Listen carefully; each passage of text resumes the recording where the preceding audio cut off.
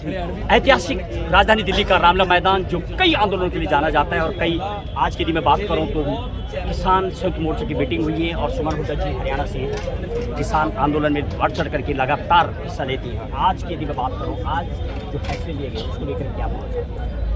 देखिए सर, फैसले जो है वो किसानी मजदूरों के हित के लिए लिए गए हैं और फैसले लेना हमारी मजबूरी है क्योंकि सरकार हमारी मांगों को मान रही है।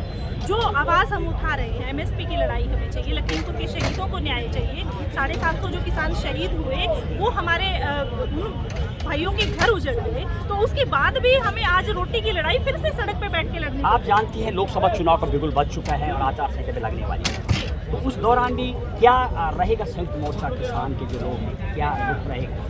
इस चीज़ के लिए तो प्लानिंग बननी अभी बाकी है। बाकी स्टेज से आपने देखा कि आज हमारे बड़े लीडर्स ने ये ऐलान किया कि जहां भी आप कोई आरएसएस बीजेपी के लोग होते हैं आप इनका विरोध करें, इनसे सवाल चालू करें, इनसे पूछें कि आप अगर दोबारा सत्ता मांग रहे हैं तो आपने पिछले 10 साल का पहले आप हिसाब दें और फिर आगे के लिए। लगातार यही सुनाई दे रहा, किसी भी बीजेपी कार्यकर्ता गाँव में नहीं घुसने दिया जाएगा। क्या इस तरीके से बीजेपी को रोका जाएगा?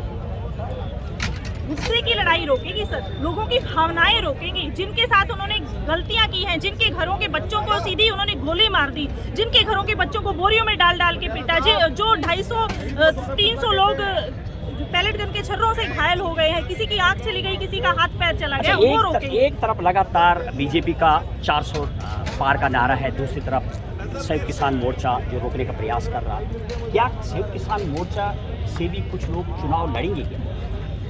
ये रणनीति अभी नहीं बनाई गई है, जब भी लीडर्स तय करेंगे उस बात को आपको सूचित करेंगे। अच्छा, अभी रणनीति नहीं बनी। बहरहाल यदि मोदी को लगातार जो टारगेट किया जा रहा है, क्या मोदी टारगेट पर है या सरकार टारगेट पर है, क्या है?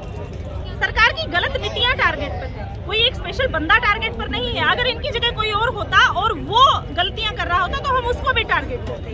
अब सत्ता में मोदी सरकार है तो हम उनको टारगेट कर रहे हैं। हमें तो हमारी रोटी बचानी है, हमें हमारी जमीनें बचानी है, हमें हमारे बच्चों के लिए रोजगार चाहिए, फ्री शिक्षा चाहिए, फ्री चिकित्सा चाहिए, तो हम उनकी लड़ाई लड़ रहे हैं चाहे सत्ता में कोई भी हो। महिलाओं को लेकर के ऑलरेडी यदि मैं केंद्र सरकार की बात करूँ, मोदी सरकार की बात करूँ, कई फैसले ऐसे भी किए गए हैं कि जो महिलाओं के फेवर में, क्या उन फैसलों में से आप सहमत हैं या उसमें कुछ बोलना चाहते हैं? कौन सा ऐसा फैसला है जो महिलाओं के हित का है? आरक्षण की बात कर रहा हूँ। कहाँ दिया आरक्षण? कहाँ दिया आरक्षण? महिला सुरक्षा की बात कही जाती है, महिलाओं के बेटियों के तो हर रोज रेप हो रहे हैं, सड़कों पे घूम रही हैं। उनको प्रशासन जो पुलिस बल है वो उन्होंने किसानों के लिए, मजदूरों के लिए तो लट छोड़ने के लिए, सिर फोड़ने के लिए लगा रखा है, पर उन बच्चियों की सुरक्षा के लिए उनके पास सुरक्षा बल नहीं है क्या? गलत नीतियों का प्रचार करते हैं, एड्स बना दी है, एमएसपी हम दे रहे हैं, जो आम किसान है वो समझ नहीं पाता, उसको लगता है हाँ भाई सरकार दे रही है। कहीं न कहीं महिलाओं की भागीदारी, यदि मैं पैरामिलिट्री की बात करूँ या महिलाएं अपने दम पर है, उस पर भी आएगी, उसको लेकर महिलाएं जो हैं अपने दम पर हैं, उनको कहीं भी ऐसा स्पेशल हिस्सा दे के आगे नहीं किया गया है कि भाई ये आपके लिए स्पेशल हिस्सा है, ये आपके लिए रिजर्वेशन है और आप लोग आगे आएं। महिलाओं में टैलेंट है, इसलिए वो। लास्ट क्वेश्चन, क्या जो आपकी पहले की जो मांगे हैं, क्या उसमें कुछ फेरबदल किया गया या वो मांगे वही रहेगी? पहले की मांगे तो है ही और फिलहाल जो मान लीजिए बिजली बिल से संबंधित विधेयक लाया गया है वो भी शामिल है।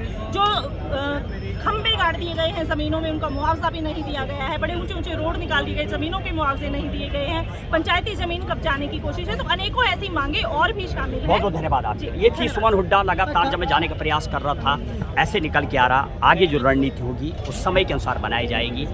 क्या जब मैं जाने का प्रयास कर रहा था, क्या किसान आंदोलन से किसानों में भी कोई लोकसभा चुनाव का इलेक्शन लड़ेंगे, इस पर भी उनका कहना है कि आगे जो भी रणनीति होगी उसका फैसला किया जाएगा और बता दिया जाएगा। बहरहाल अभी लगातार जो सुनाई दे रहा कि आचार संहिता लगती है, तो जो भी गतिविधि होगी उस पर समय के हिसाब से फैसला किया जाएगा।